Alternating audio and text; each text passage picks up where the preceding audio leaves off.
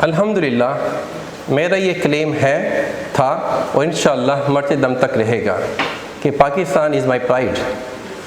पाकिस्तान मेरा प्राइड है, पाकिस्तान मेरी पहचान है, पाकिस्तान मेरी जान है।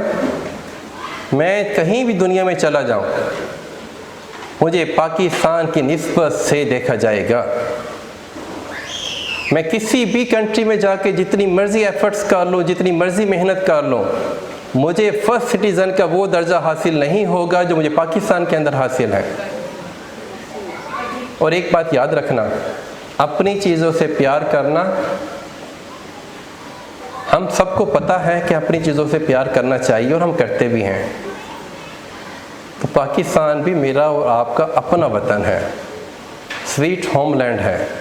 इससे भी हमें ख़ुद भी प्यार करना है, अपने बच्चों को भी बताना कि इससे प्यार करें। बाहर से कोई और आके प्यार नहीं करेगा इससे। मेरे लिए तो इतना ही काफ़ी है कि पाकिस्तान से क्यों प्यार करूं। कि आप सल्लल्लाहु अलैहि वसल्लम की हदीस मुबारका है जिसका मफ़हूम है, to love your country is a part of your faith. अपने वतन अजीज़ से प्यार करना आपके ईमान का हिस्सा है। मेरे लिए तो इतना ही काफ़ी है पाकिस्तान से प्यार करने के लिए। फिर मेरी पहचान है, मेरी आज़ादी है, मेरी शनाख्त है। मैं जहाँ भी जाऊँ ग्रीन पासपोर्ट के ज़रिए से पहचाना जाऊँगा। ये हुकूमत पाकिस्तान का काम नहीं है सिर्फ कि ग्रीन पासपोर्ट के वक़ार और इज़्ज़त के लिए काम करें। मेरा और आपका काम भी है कि हम अपनी सेइंग से, अपनी डूइंग से, अपने बिहेवियर से, अपने एटीट्यूड से, अपने अखलाक से, अपनी प्रोमिसेस और कमिटमेंट के ज़रिए से हम ग्रीन पासपोर्ट की इज़्ज़त को ऊपर ले जाने की कोशिश करें।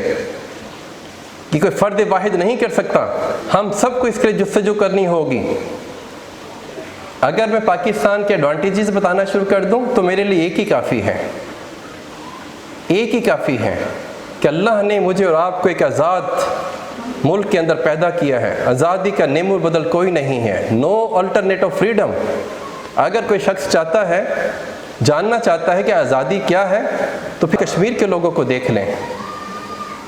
71-72 सालों से जानों के निज़ाने पेश कर रहे हैं, लाखों की तादाद में शहीद हो चुके हैं, लेकिन 70 साल गुजरने के बावजूद कश्मीर बनेगा पाकिस्तान के नारे पे कायम है।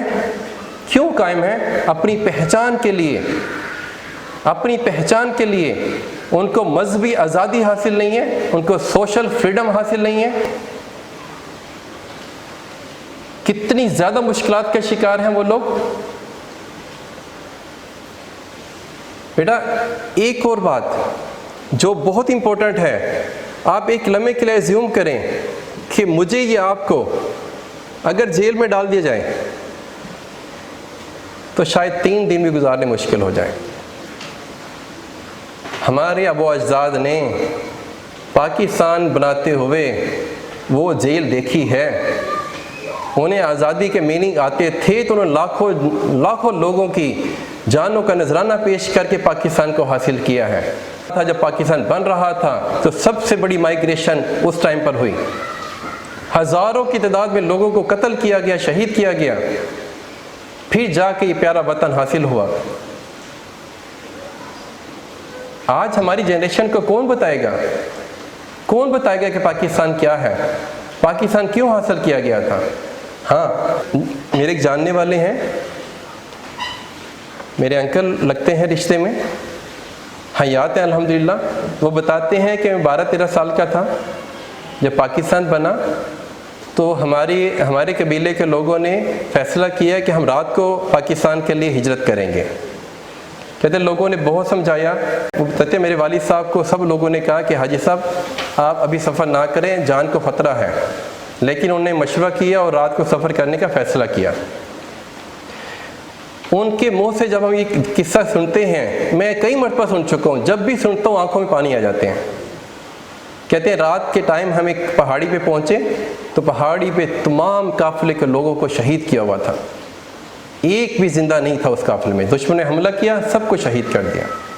और फिर आगे चले, जब एक कैंप में ये स्टे कर रहे थे तो ये जो हमारे अंकल जी हैं, इनकी वालदा थी, तो उन्होंने अपने हस्बैंड से कहा कि सारी मुसीबतें परेशानियाँ हम क्यों उठा रहे हैं। उन्होंने फरमाया हम पाकिस्तान में जा रहे हैं जहाँ पर इस्लाम होगा, जहाँ पर इस्लामी कवानीन होंगे, और पूरे पाकिस्तान का नक्शा खींचा वहाँ पर। इसीलिए ये नारा लगाया गया था, पाकिस्तान का मतलब क्या, ला इलाहा इल्लल्लाह। आज हमारे बच्चों को इस नारे से दूर कर दिया गया है। दो कभी नज़रिए के नतीजे में पाकिस्तान वजूद में आया है। तो उस औरत ने अपने हस्बैंड से कहा, उसे कहा कि मुझे पानी ला दे, मैंने वज़ू करनी है।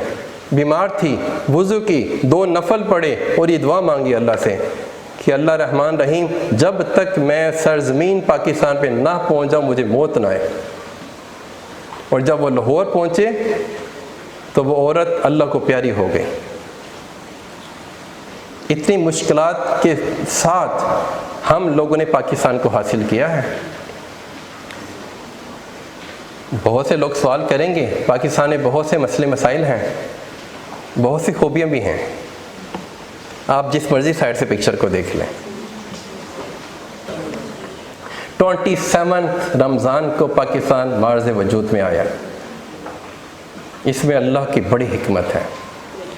पाकिस्तान के अंदर जो सबसे बड़े पहाड़ हैं, चोटियां हैं, टॉप 8 में से 6 पाकिस्तान में हैं। कोयले की कान की बात करें, नमक की कान की बात करें, दरियाओं की बात करें, समुंदर की बात करें, 1500 किलोमीटर लंबा साहिल समुंदर पाकिस्तान को लगता है, जो कि तिजारत के अंदर की है, मईशत के लिए की फैक्टर है।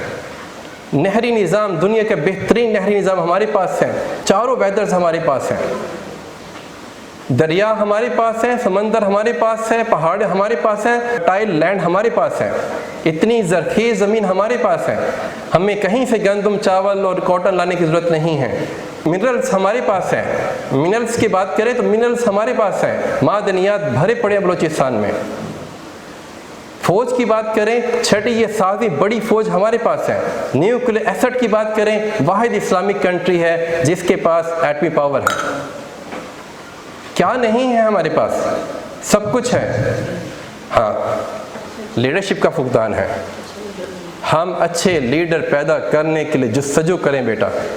इंशाअल्लाह अल्लाह ने चाहा तो आपकी कोशिश कामयाब होगी और पाकिस्तान इंशाअल्लाह तरक्की करेगा। अपना हिस्सा ज़रूर डालें, वो कौम बने जो अपना हिस्सा डालने वाली होती है।